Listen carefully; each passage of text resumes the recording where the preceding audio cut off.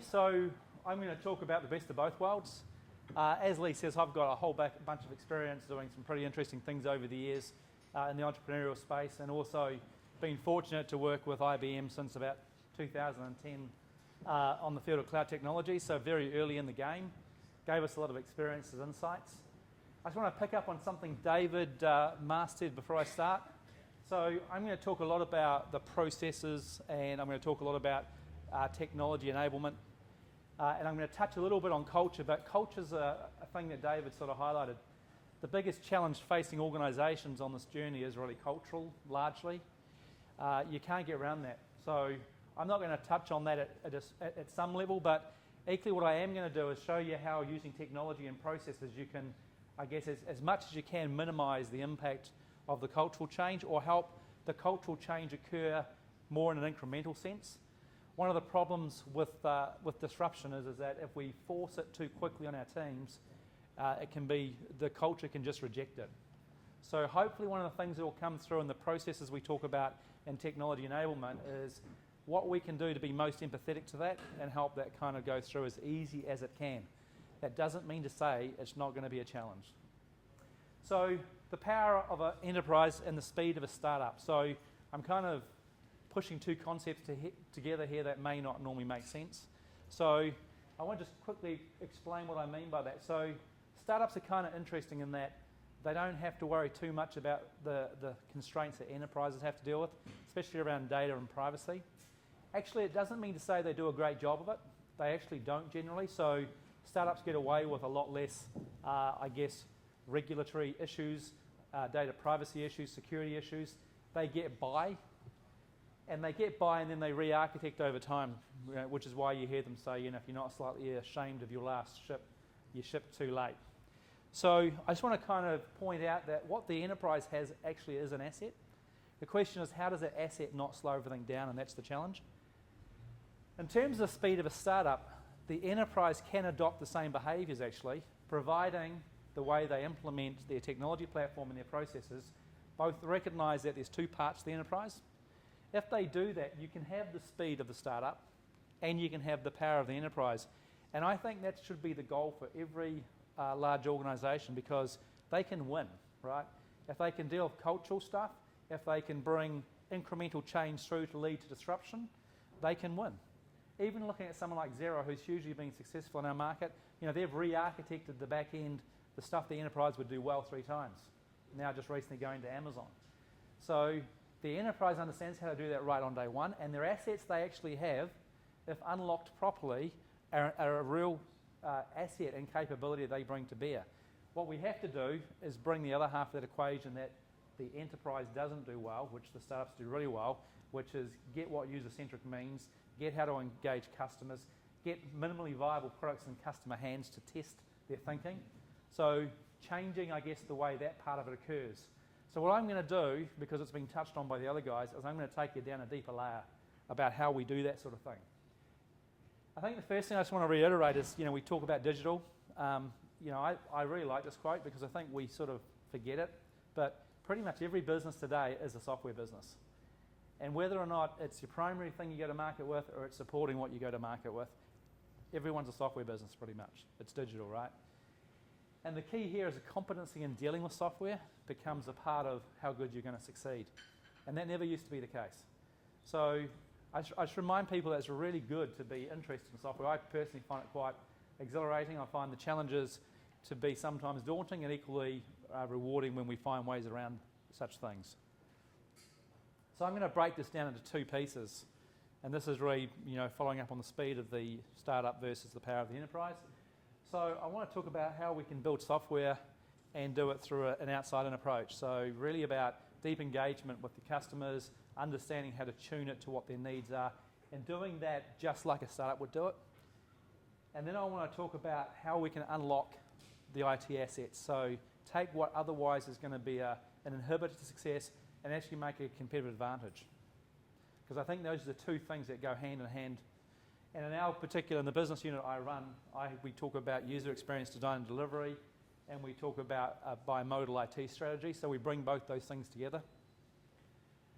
Just for those that haven't heard of bimodal IT, and Forrester call it business, what do they call it? Business technology. So they're trying to combine the two. I think Gartner have a better perspective of it personally from my experience on reading their material. So Gartner basically just say that, you know, within the enterprise, we don't have to have one speed. We can have two modes. And this makes a lot of sense to me because anything to do with data, anything to do with privacy, anything to do with security, you absolutely can't take risks with, right, in any organisation. Likewise, there are things around how we engage customers and how quickly we can design new things that we don't have to encumber with the same set of practices, policies, procedures, governance, and so forth. So in my head, this is pretty simple, right? There are things that we have to apply high governance to, that speed has to be sacrificed because of the resilience and the security implications, but there is not a need to have one size fits all. So the art of this is to separate the two and have different governance structures and to recognise that we don't have to do everything at the same speed. To fail to do this separation sets you up to actually not succeed, right? You will not go at pace no matter what. So I do like this particular approach from Gartner for that perspective. The first thing I'm going to do today is, and I apologise for those that have already got this, but I need to kind of rearrange what you think a software application is. The problem is that if we're going to split things up into different modes, I can't have you thinking about a software application as being one thing, because if you view it as one thing, you're going to have to stick it in one box or the other. If you have to stick it in one box or the other, you're going to stick it in the slow box, right? So I'm going to break down how you think of software. I will say that this sometimes is subtle and very hard to get. Equally, sometimes when you've been doing stuff in cloud, it's really obvious. You go, of course I get that. We got this pretty early because back in 2010, when we started talking about cloud computing, what we got really early on in the cloud world is you can't just pick up an application and have it run in the cloud. I mean, you can, everyone does it. We call it cloud washing, but that's not what cloud's about. The thing that makes cloud special is that you have to break it down into little workloads that independently can elastically scale, big or small, so as different volumes occur or different customers come on, each piece can scale, right? Anytime one piece can't scale, you've got yourself a problem in a proper cloud architecture, because just like the way we buy our infrastructure, we can have as little as much as we like, and it can dynamically scale for us. Applications have to work the same way. So the shift we had to make to understand this was not to think of an application anymore. We start thinking of authentication, all the authentication that happens as part of applications, being a discrete service, and there being something in the cloud that understands that as a workload, understands how to scale it, doesn't have a limitation about how many transactions per second you can do, it can just blow it up as big as you want. So we learned all about workload types. So it turns out that data is a very important workload, and microservices today are the patterns that are making that really small and highly scalable. Those patterns are quite unique, they're quite new, because that's actually the most limiting factor on software design. The user experience is of itself a workload type, and I'll talk about that in a second. Processes within applications that get codified are a workload type. By breaking those building blocks down and not having this application being one big monolithic thing, each of these pieces can be changed independently, can be changed in real time, can scale independently, can be changed independently. So when we're changing a bit of a process, instead of going to developers and spending a month having the change tested, we can change the process and put it out in production quickly. Which is why you heard David mention that Amazon release hundreds of releases a day. I think 0 at 2 releases per day. Because when you smash an application up into all these pieces, you can release each piece independently. How many people have heard about the API economy? Cool, so some have heard about it. So how these things all talk is what, when we talk about the API economy, is meant. The idea that we can open up APIs as a way of interacting with these services, be it something that gets authenticated to help me kind of work out who can do what, being something that's a process and having that basically run on someone else's infrastructure at whatever scale I need. So wiring all these things together are things like APIs. So again, I just want to now touch into what I mean by this two different ways of viewing an application. So we all grew up in the world of a monolithic application model, right? So we just think of it naturally in our heads when we sort of comprehend this. We have a view, we have a way we think of it. And the problem with the way we think of it isn't like these little bits that come together. It's actually like, it's an application. You think of, in fact, some people, I used to struggle with the business people, they would call it a database. So often when I deal with business people and they said, what do you mean you build applications in the early days? Once I worked out what the language difference was, I'd say, we build databases. Oh, I understand what you do. So they don't even think of user experience. They actually think database. In some ways, that's kind of quite helpful because even when we had these, so for those that are in the IT industry, you know we've had different levels of breaking things apart. So I just want to be really clear, that's different again, right? It's not the sort of decomposition that I'm talking about.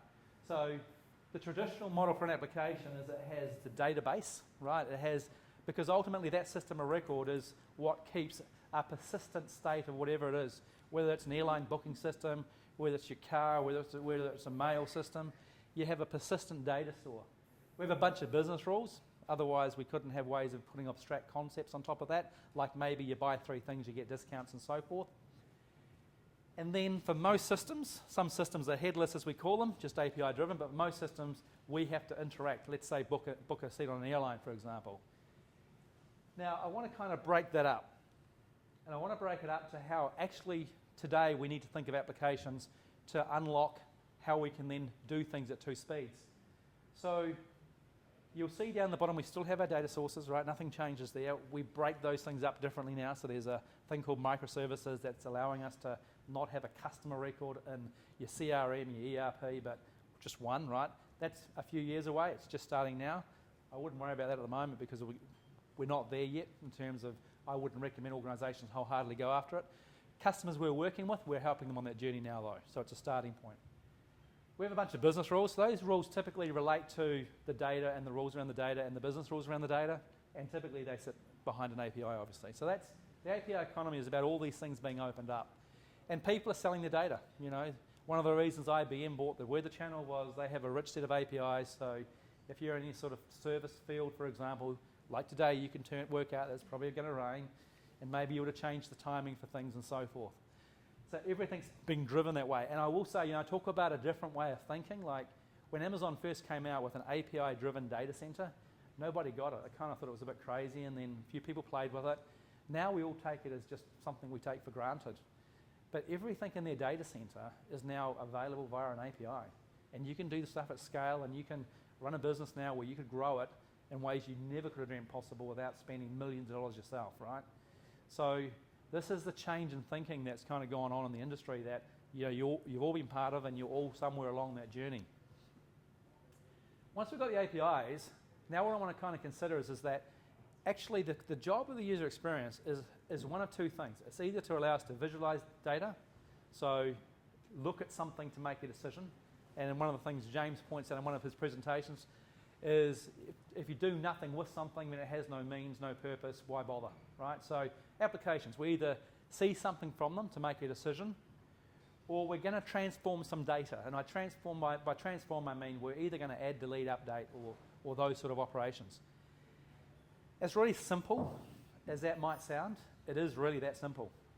In the API-driven economy, that's all you literally do is send an operation, send some data, right? Now, I know that doesn't probably give you, and you're probably saying, but what about all these sophisticated apps? Well, the sophisticated apps still just do the same thing. They change data. They might change an awful lot more data. Typically, they don't. What you often might confuse with that is how we have an experience that allows us to do that. So, in some very complicated apps we have, you know, like booking an airline, a good system, you know, you can see the plane, you can see the seats, they're color-coded, you're a frequent flyer, you can get certain seats without paying extra, you're being upsold the whole time, right? So they're saying, have one of these premium seats, you'll get faster check-in. Now, all of that stuff is complexity in the user experience, but ultimately it just changes some data. It says, it reads some data to say you're a frequent flyer or not, and then basically it updates a flight schedule, right, and updates your credit card records. Now, I mention this because seeing them differently helps us break one of these mental models we have. And I say we have this model because we all grew up on systems of record, right? One data source and lots of functions exposed from it. And that's kind of like generation 1 of computing. Where we're at now is that we are breaking it apart. So the first thing is apps don't have to tie to your functional system. They don't have to be part of CRM. They don't have to be part of ERP. They don't have to be part of your calendaring or your mail system. They can be about you. So we're going to bring into play the idea that you are a workload and you are getting stuff done. Because actually, The job of a user experience is to help you with the least number of key clicks, with the least amount of training, to get stuff done, right? That's the purpose of it. So when we make this separation, we can then do things that we couldn't do in the past. We can ignore the bottom bit, and I'll talk about how we do that in a moment. But I just want for now just to kind of re-cement this idea of not thinking about apps as one thing, right? Completely independent, unrelated. Even in the case, let's say, of number 3, which only has one single set of UXs pointing into a data store, you will still do the separation. So it's not like only if you were talking to multiple systems. So I want to talk about multi-speed just to bring that back into the Gartner thing. So when you break the systems up this way, you end up with 3 core building blocks, as it turns out. You end up with everything to do with data, transactional performance, security, algorithms, logic, what programming languages do well. You end up with some sort of workflow or process engine. So these are event-driven, slow, long-running flows, often for processes with an organisation like leave requests, expense tracking, etc., etc. And then you end up with workload types which are about us, right? We want to get something done. We want to do work. And we don't want to log on to 4 applications to do that work. We want to log on to one application that understands us and understands the work we're doing and can provide as much context as possible. Now, I just want to take a second to kind of recognise the mobile's part to play and how it's changed our thinking.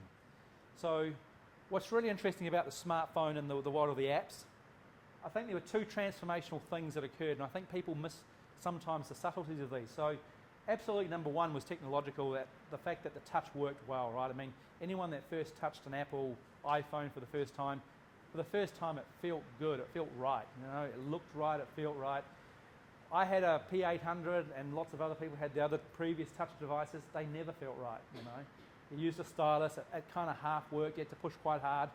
So the first thing that changed is that how we could interact with something was a breakthrough. So I don't want to miss that point because that's really important. But actually the more important point was, the other thing it did is in design it introduced a constraint.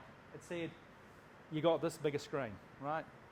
So we had to rethink the design of applications because prior to that, it was okay to give everyone big monolithic apps that did everything for everyone and nothing particularly well, and we would train people up to do the things in the right order so the system didn't say, no, you can't do that, right?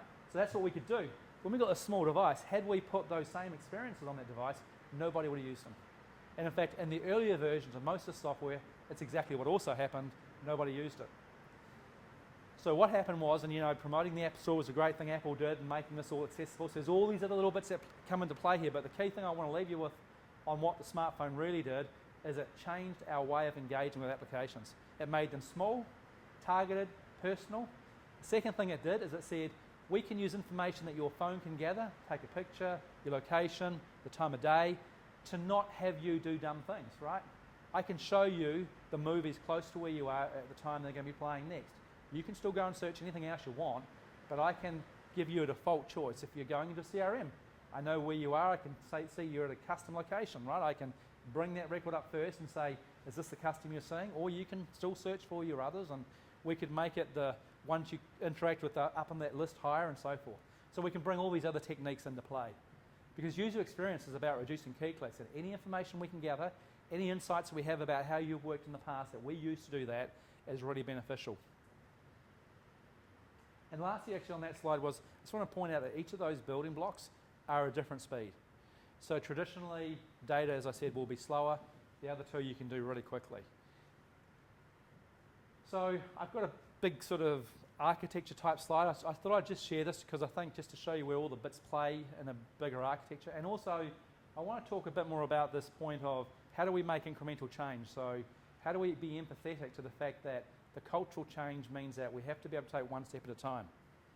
So what I'm showing here is kind of how these building blocks all play together. So you'll see the systems of record, they're not going away, and companies today are still going to go and buy common off-the-shelf solutions, right? They should. Systems of record, that's what they do.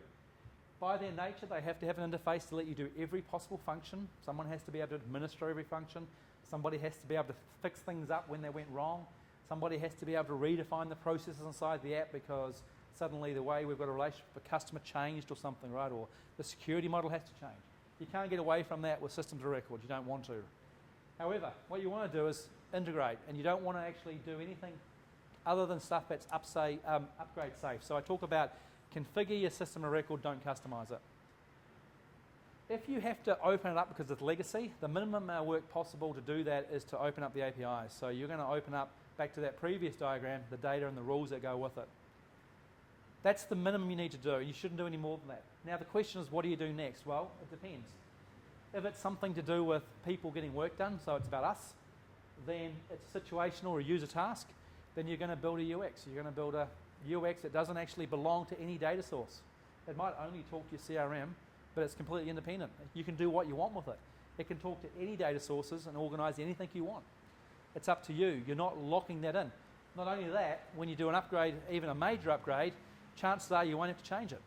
The only time you're going to have to change it is if they change APIs, which is uncommon, and normally they would, rather than change them, add new ones or new versions, right? So again, you upgrade safe. You can minimize the stuff. The second thing is you might have process workload, right? So things that get kicked off on events and have to do stuff, might have to send emails, might have to set, if something doesn't work. These, again, they don't like people. So the thing about business process modeling, for those that deal with it, or workflow engines, is we're inconsistent and unreliable. We're human tasks. It's actually what we're called. So in that world, you want to get us out. You want to put decision support engines in there. You want to make decisions. You want to get data to say, this is what you'll do in this case because it's under a certain spend level, et cetera, et cetera. And in fact, I know some organisations that now, if you put an invoice in for less than $50, they don't even check it. The process is less than $50, it goes through and gets paid. Right? The only way they're going to pick it up will be in a fraudulent situation where you do enough of them, it will raise it as they accumulate. So there's a check and balance. But they literally do not. You could write them an invoice yourself right now and you get $50 from them. I won't tell you who it is, but it's true, right? And the reason for that is they've worked out the cost of doing that and actually managing it is greater than $50. So this is the sort of stuff you see, right? We get rid of the people aspect. The other thing you're going to see is not only can we orchestrate stuff by, we talk about, tapping into your systems of records, but the cloud is now affording us other services, right? Cognitive. So we can go on there and actually pull information out around, if we were building an app around food, for example, we can tap into that source. Image analysis, we could build an application now for perhaps the TAB that the actual stream of the video of the race could be analysed in real time by a cognitive service. Along with using text-to-speech, you could build a customary commentary application so that when you bet on a horse race, for example, the commentary isn't a general commentary where your horse might not get mentioned at all because it's at the tail end of the field, but your horse could be in every other breath.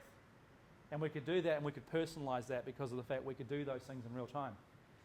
There's financial services in there, there's obviously health stuff coming through that, and then there's more of the boring things but still very relevant, like decision support. You don't have to have a rules engine installed on premise anymore. You can build a rules set of data and push it out to a service and it gets run. Authentication you can push out if it's appropriate for some things, etc., etc.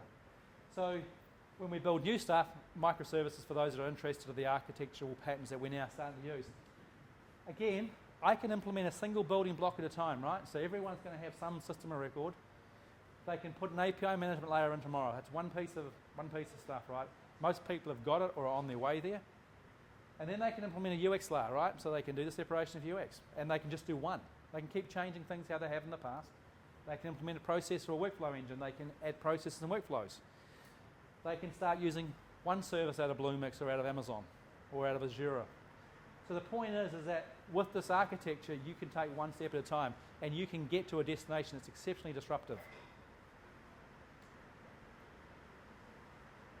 David touched on one of our earlier customers just before. So these guys just went on the Australian Stock Exchange a few weeks ago. Actually, it was an 80 million valuation they got on the stock exchange in Australia. What's really fascinating about these guys is they don't yet have an end customer that's actually doing anything with the application. The reason they got a great valuation is they've signed Deloitte, Barclays, and Suncorp in Australia. And they've signed them as channels to market so that their SME user base can all get the dashboard here to see how their business is doing in real time, right?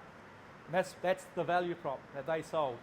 And Barclays have given them 30,000 customers I'll put through, and they have 230,000-ish that potentially could use the platform. I mention that because, as I said, the important part is they got their money and they got the deals without a real system and market. What they had was a fully functional prototype, which we'll talk about in a second. So they operated like a startup. The technology, the enterprise type technology behind the scenes is currently non-existent, right? It's in process now of being probably at release 1.0 in the next 2 or 3 months. But it was their ability to put a UX to tell the story. In addition, obviously they had an investor sheet that talked about the business opportunity. But I can tell you that the only reason they sold that deal was because of this. They were wheeling this around and people were interacting with it and they were getting excited by it. So I've switched away from the bimodal IT for those that haven't worked, and I'm just jumping into the UX part to align that to that now.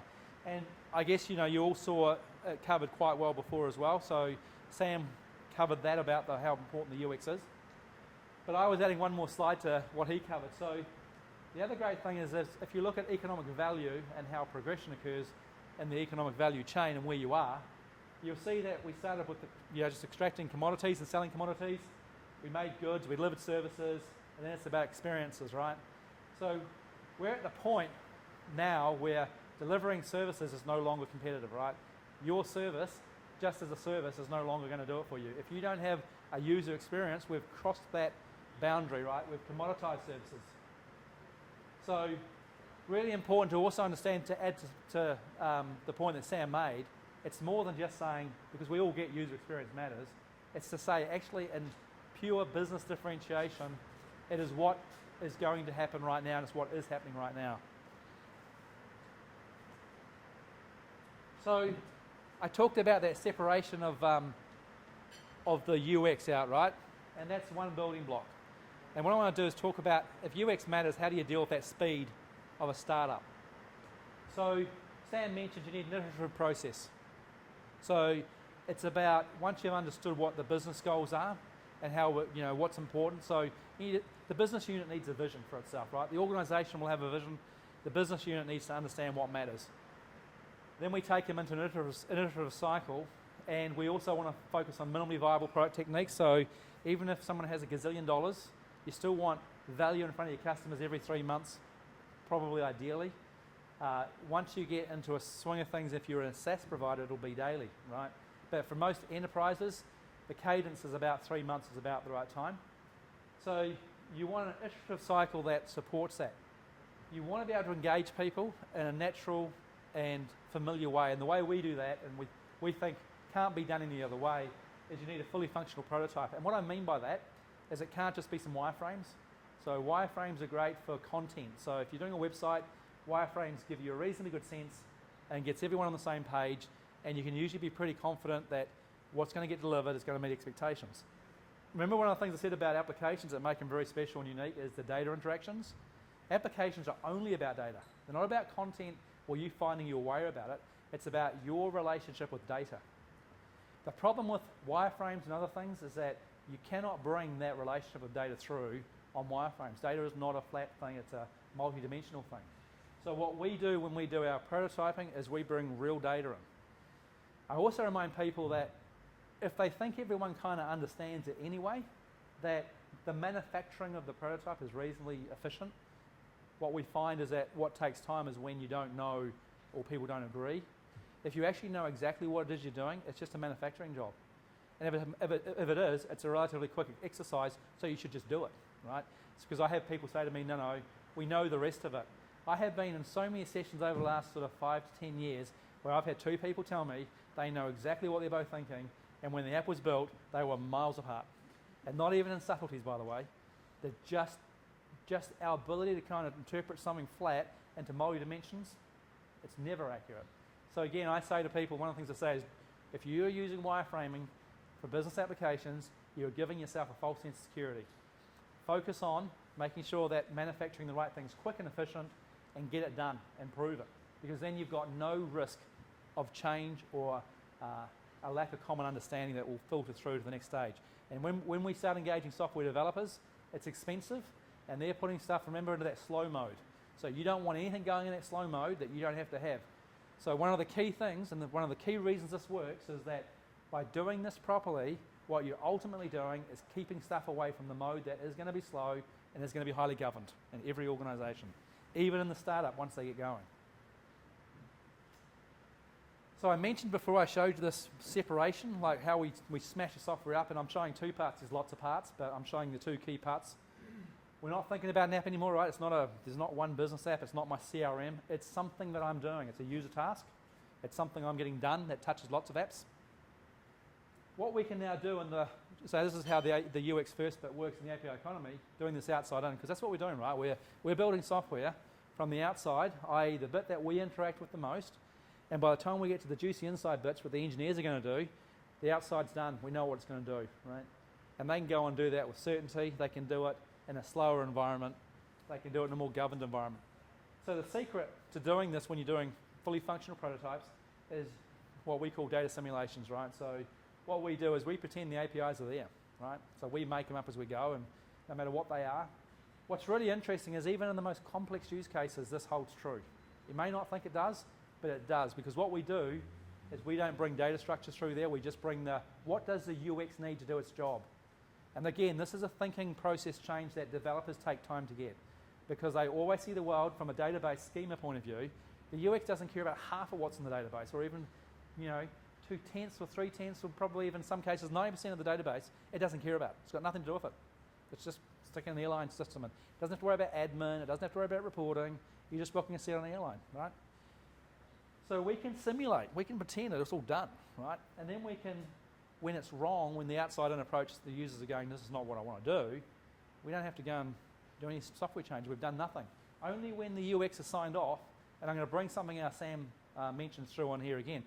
You saw his 3 key tenets about how you do the user experience, right? One of those is validation. So again, quite often the traditional approach of stakeholders is not to validate. They have their view of the world, and they'd prefer that that's just done. And that's just behavioural from historical reasons. You should be not only doing this with your actual users, the end users, you should be putting that out into your customers if that's who's going to use it. So you can validate, fully validate. So it slows the cycle down, but guess what? You can do that while the APIs are being built if you've got to the end of your cycle as well. But you can validate this as well. So you have absolute certainty from the user experience back that what the business are going to get at the end, or your customers are going to use, is meaningful, they want it works how they expect it. You can find when things aren't as expected and fix problems before they hit your slow mode IT environment. And I'm just going to have one of our customers, which is nice to have in the audience today. So I just want to add on another thing about personas and scenarios, which is what Sam also talked about. So personas are really important because in the customer case we have, one of the things we had, one of the apps is we had a call center type persona for staff in the call center, and then we had field type technicians. Now, very technical, very different, very engineering focused, right? If you don't consider personas and you're trying to build for both, there's 2 things you don't do. One is you don't appreciate how they work and where they're coming from and what their mindset is, and 2 is you don't optimize for them, because the relationship that the call center has is often ongoing, right? They're dealing with you through a cycle of things, so they want to remember you, they want ways of kind of capturing that. If it's a field technician, it's often transactional. They come and do something and they go. Even if they've got to come back, it's a new transaction, right? So you want to design that in the experience so they're not having to worry about those things. Personas are great. They're fast. Like we've got them from, they used to be an hour. They're down to sort of 20 minutes now, so they're pretty quick. But they do also separate this, us recognising people don't all think the same way. So we get into that part of it.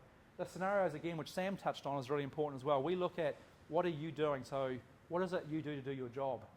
It's in requirements gathering, so traditional enterprise requirements gathering, that has never had any attention paid to it. People say it has because use cases were the functional use cases. You can do this in the CRM, right? This user task is not about the CRM, it's about what do you do in your job. And the more that we optimize how you work, and I don't care about how many systems we have to interact to do that, I don't care how many device features we want to leverage, like the camera or scanners, doesn't matter. Our job is to work out how to make you efficient, require least amount of training, so it's intuitive and enjoyable to use. Reduces errors, reduces risk, makes people more efficient. It's also fun, right? So getting people involved, and I pick up a particular screenshot here without going to what the use case is exactly, because I wanted to show how the people involved in the workshops are helping design their product. So they're highly engaged, they really enjoy it. And not only that, they get the outcome they expect the way they expect, right? And in this particular case, we also ran it past their colleagues. So it wasn't just, we did that validation, it wasn't just the people in the workshop, we were able to bring in their colleagues and actually validate what they thought made sense. So you got those fresh set of eyes that hadn't kind of been already sort of tainted by the thinking that had been shared around. And the more you do that, the more accurate you'll get with your results. So that's me. That's kind of a look into the world of, firstly, the bimodal world, which is, if I just look back to that a bit, how do we have a technology platform that allows us to be disruptive, but recognizing that because of the cultural challenge, we need to take one step at a time. So there's a technology platform piece at play here that you can build up right now and take one building block and build one more building block and build one more building block. Once you do that, then you can work on the second part of the equation, which is how do we work differently? How do we get MVP out? How do we get our business thinking differently? And I touch on DevOps down the bottom, for example. So for this to also work, you're talking again about technology enablement. We've got to get the business to believe, and this is one of the other cultural challenges we see in almost all the organisations, that we will get back to them. This is not like the old days, which whatever you don't get into your application, you'll never see again, right? Version 1's it, we never talk to you again. If they don't believe that we can do a version in 3 months, a version in 6 months, a version in 9 months, whatever makes sense, because some cases it's only one, some might be 10. If they don't believe we can do that, they will not buy into it. They won't work this way. And if we can't take the friction out of that, so it's not, it's an incremental cost to add features as opposed to rewrite or, there's another 1 month of, systems time just to make it all work. If all that friction isn't gone, this won't work. They won't believe us. They won't work with us. So again, I just touch on DevOps as well. So I think that's pretty much my time, but I do have a few seconds for questions, I do think. So is there anything question-wise? When we spoke about the reports and the different kinds of data, we really don't need data. That's what we said when we were talking about the database and Yep. the user experience. The guys don't need that data. But then, if we have different kinds of reports, like hundreds of reports for the contact center, and to know for a user what kind of report is this, isn't it really necessary to have specific kind of data depending on different parameters like demographics and other things? Yep. To make sense of the... Yeah. So the question here is like one about if we don't care about the data, especially for reports, how do we deal with that? Because the data is really an important part of the report. So it's a really good question. And one of the things I'll raise about this, which I didn't touch, so it's not that we don't care about the data, it's that we want them to be completely independent. So we use multidisciplinary teams. This is really important, right? You can't go and stick just a UX designer to make this work. You must have a business analyst, and in cases where your data is important, a subject matter expert. The thing we try not to do is confine them to what we already have. We do in some cases because budgetary constraints or where organisations are at means we have to. Where we want to get them to is what is the right thing for your organisation. In our process, we have a stage called finalise, and that's where, in the perfect world, we can just wire it up to existing systems. But what often happens is you go, but we don't have that data in that format. You, at least at that point, know what you should have, and you can make a choice. Okay, so it's a very important point because you can't walk away from the data sources you might have. But you do need to know that at that point you've compromised, right? Because from the business point of view, if we've all agreed this is the right information, we've now compromised that potentially. It may just be a different view, and we do work through that as part of our process. And just to be clear, I mean, it's not that nothing doesn't matter, like the data, it's that we want it to be loosely coupled and we want it to be independent. So a CRM, its purpose in life, and this is the important point, is to do everything a CRM must do to be a good systems of record, right? It doesn't care about 10 different UXs, and if it did, it would be a really messed up system of record. We don't want the user experience to be thinking about what the CRM's purpose in the world is, because it's got nothing to do with it. It's not its job, right? We just want to think about how it's going to help people to task. So you're seeing us kind of isolate complexity down to the building blocks it belongs to. Systems of record are always going to be complicated. We just want them to be complicated in their own realm, and we want to do that standard. We want to share it across different customers, right? We want all our variation to be brought out externally, so we're not tying the two together.